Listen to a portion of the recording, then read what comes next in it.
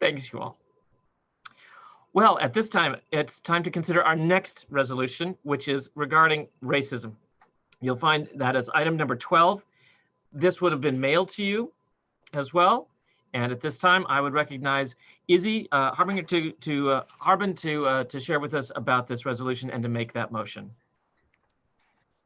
Yes, my name is Reverend Izzy Harbin. I am from First Congregational Church in Elkhart, and I would like to move that the resolution on systemic racism in the Indiana-Kentucky Conference be adopted by this body in our efforts to address systemic racism in our conference. Thank you, Izzy. It's been moved. I do have a second. I have many seconds. Thank you so much. Absolutely couldn't be more important to us in this moment. Would you like to speak to this resolution? Yes, please. When Martin Luther King Jr. claimed in his "We Shall Overcome" speech that the arc of the moral universe is long and it bends toward justice, I don't think he ever imagined that we would still be searching for that bend toward justice in 2020. We have come to a crossroad as the people of God, and our moral imperative is to rethink who we are as individuals, as congregations, and as a conference regarding structural racism. Indiana and Kentucky both have checkered histories associated with the owning and freeing of slaves, the granting of rights to marginalized people, and the continued use of systems and structures erected those many years ago that only serve to keep Black and brown-bodied individuals from ever truly being free of the mantle of slavery. This resolution calls for us to study the ways in which systemic racism still affects our churches, our associations, and our conference, and to create an action plan that works tirelessly to dismantle those systems. We cannot pretend any longer that churches within the United Church of Christ are immune to an inherited history of structural racism.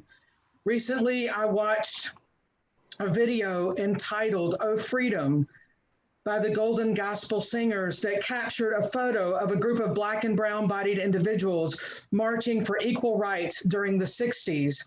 At the forefront of the picture was a woman holding a sign that said, "Where is the church? Where is the church?"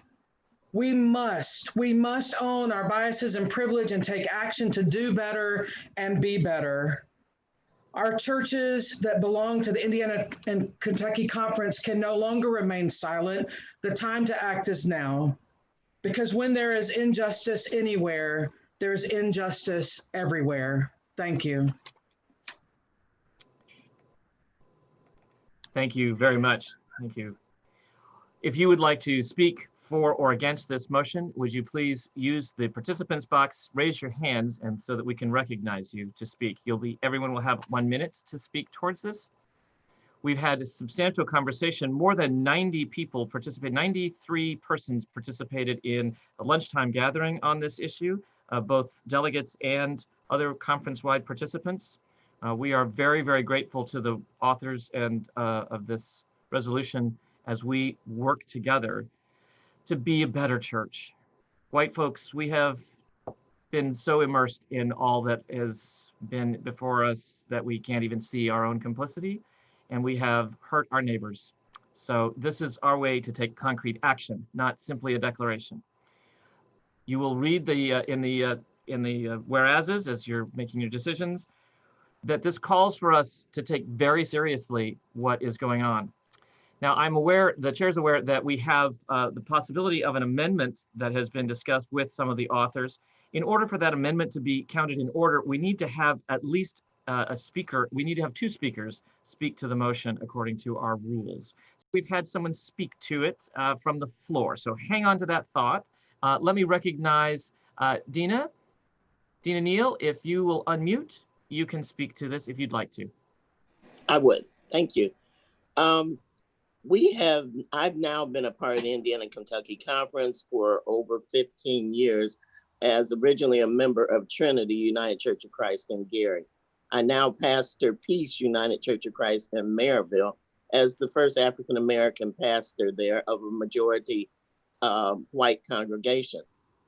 I have seen growth with the Indiana Kentucky Conference. Coming into the conference, it was very difficult for us.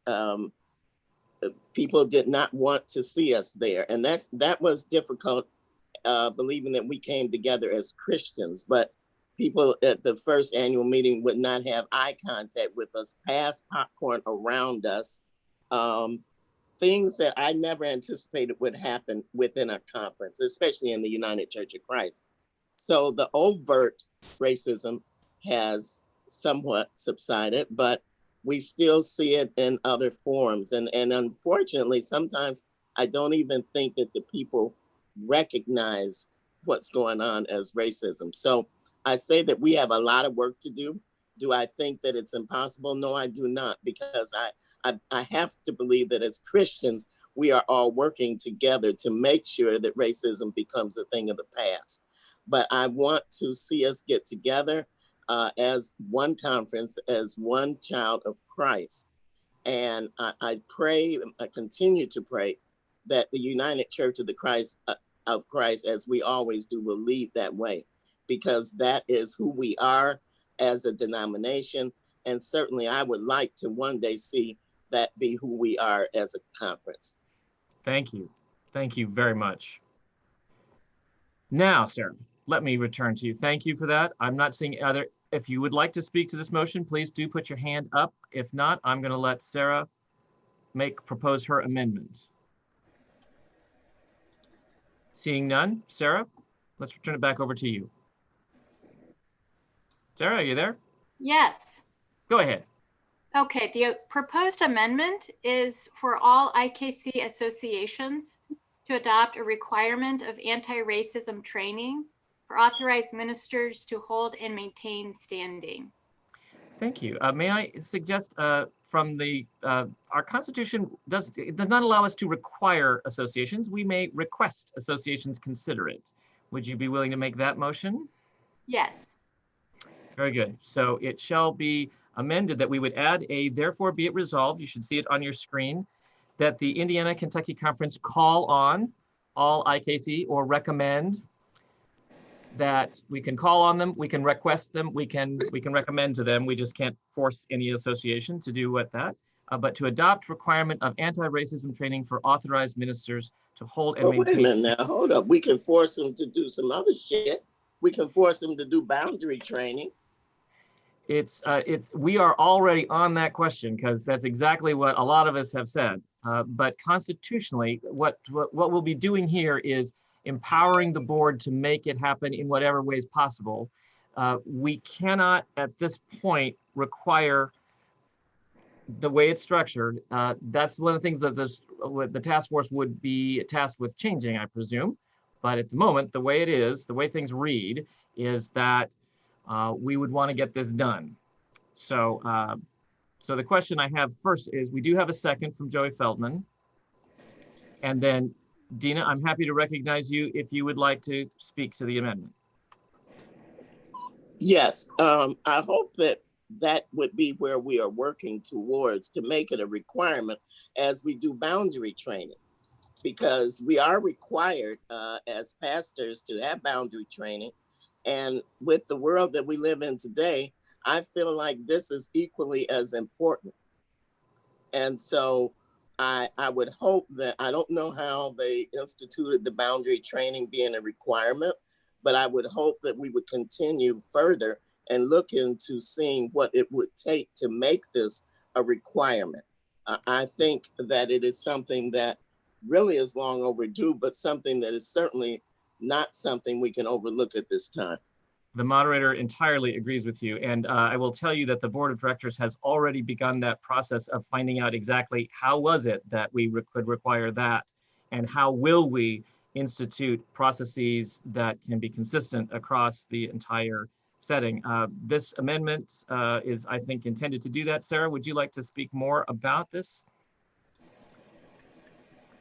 Yes, the intention is for anyone to be able to serve in the IKC to be required, just as we require boundary training, we would also require anti-racism training, and also at the same intervals. So there would be an ongoing, for the full arc of ministry, updated training on anti-racism. Thank you. Thank you. I'd like to recognize Jamesetta. Did you have Jamesetta put her hand down? Samantha Jewell, I'll recognize you. Samantha, you're able to talk now. Can you hear me? Yep. All right. I had just put in the chat, but I would also like to say aloud to make the point again that actually the new manual on ministry puts both anti-racism and boundary training for authorized ministers in the same breath and in the same requirement. We have not caught up to that yet, but that's what the National Church of Mesa is requesting as well. Thank you for that clarification. I see in the chat too, a question about who defines and what comprises anti-racism training. I think that's one of the things that others may wish to comment, but certainly my reading of the resolution would be to create this task force that would recommend those exact specifics, those concrete actions that we would take. So that may be an answer to your question. Those are not answers that we have immediately now, but that's why we would need a task force that would work diligently about this. Are there others who would like to speak? Reverend Dave Marshall. Okay, I'm unmuted. There you are. Okay. In the letters from the Birmingham jail, Dr. King indicted the moderate whites for taking so long to do something about racism in this country. And I have two thoughts on this.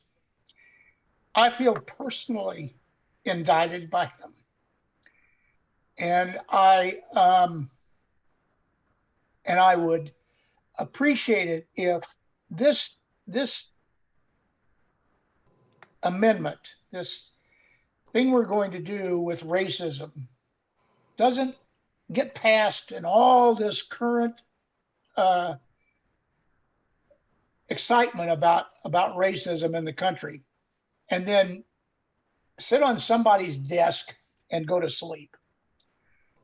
And be like other things that have happened in the church that gets really excited and we do things and then they go away. It would be my hope and my desire that this gets done, this gets taken care of. Thank you. I will vote for the movement. Thank you. Thank you very much. Are there others who wish to speak?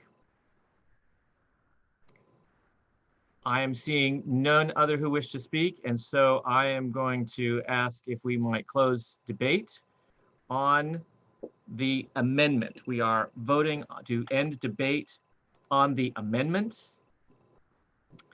Ending debate on the amendment. If you are in favor of ending debate, would you please raise your hand in the participants box? We are ending debate on the amendment. We have 76 votes to 80 out of 112 panelists, participants to end debate. So I will declare that debate is ended, and we will now vote on the amendment. We are now voting on whether to add the amendment, which would include a be it further resolved that the Indiana-Kentucky Conference strongly urge that the IKC associations adopt a requirement of anti-racism training for authorized ministers to hold and maintain standing. If you are in favor of that, we should have a poll up for that.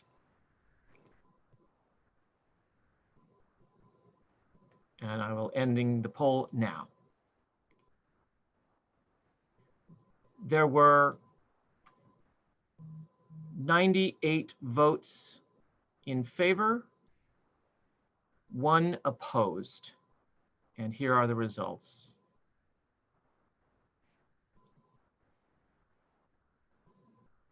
The amendment passes. We'll now return to discussing the main motion of adopting the resolution as amended. Are there those who wish to speak on the main motion? If so, go ahead and raise your hand in the participants box. Okay, very good. Well, thank you, thank you. Alice Rutherford? Yeah, back in the 60s, we thought we had this issue, if not settled, at least mostly settled. And now we know we may not even have come close. This is our chance to get it right. There we go. That'll help us return. Thank you. Jim and or Marda Dewey, let me unmute you so you can talk. You have to unmute yourselves though on your end.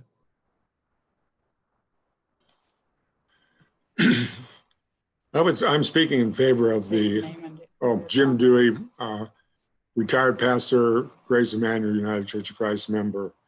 I'm speaking in favor of the motion, but just as a moment of process about how did it become mandatory that everyone take boundary training. The same way that is now happening in this particular motion, it is requested that the association make that decision. And that's how it happened before for mandatory requirement for boundary training. All the associations voted on that. So now we're asking the associations to vote on that individually so that that becomes a part of their policy, as I understand the Constitution of the United Church of Christ. I think we're okay on this. Thank you, Jim. As you understand, we're now voting to close debate on this. We're voting whether to end debate. If you are in favor of closing debate on the resolution, please indicate by raising your hand in the participants box.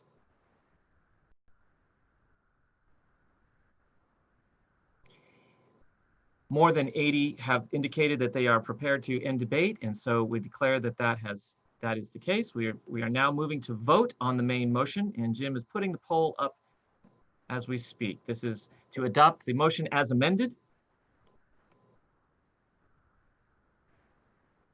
on systemic racism, which includes formation of a task force and now recommendation to associations to include it in boundary training. And we'll end the polling now. 95 of 110 on the participation here, and several more show that 99% of the voting has been accomplished. 99% of those have voted in favor. The resolution is passed. This too, I want to say, makes me extremely proud. Point of personal privilege, if I might. I have spent the last several months doing that rigorous self-examination that we talked about. I am a white man. I got jobs because I was white, not because I was good. I got to speak because I was white, not because I was smart. I have watched people who were way smarter, and way brighter, and way more qualified have to struggle all the time. This is an important thing that we're doing. It is late. We are late to this party. It is too late to say, oh, we just didn't know, because we did. But it is never too late to do the right thing, church. It is never too late to do the right thing. So thank you to those of you who have worked on this. Thank you to those of you who are beginning to think about it in new ways. Thank you to those of you who have borne with a lot of stupidity and hurt and have been kind to us and to me, nevertheless. To our persons of color in this wider body, we have allowed suffering when we should not have. And to the extent that I can represent anything except myself, I am sorry for the ways that I have participated in that unknowingly and the ways in which we have done that institutionally. And I am grateful for the presence and power of the Holy Spirit that changes hearts and minds. Let us never cease from laboring until the day when all God's children, black and brown children, are safe in their beds, on the streets, are protected under the laws, and are treated with the dignity and respect that God has given to us all. Thank you, church.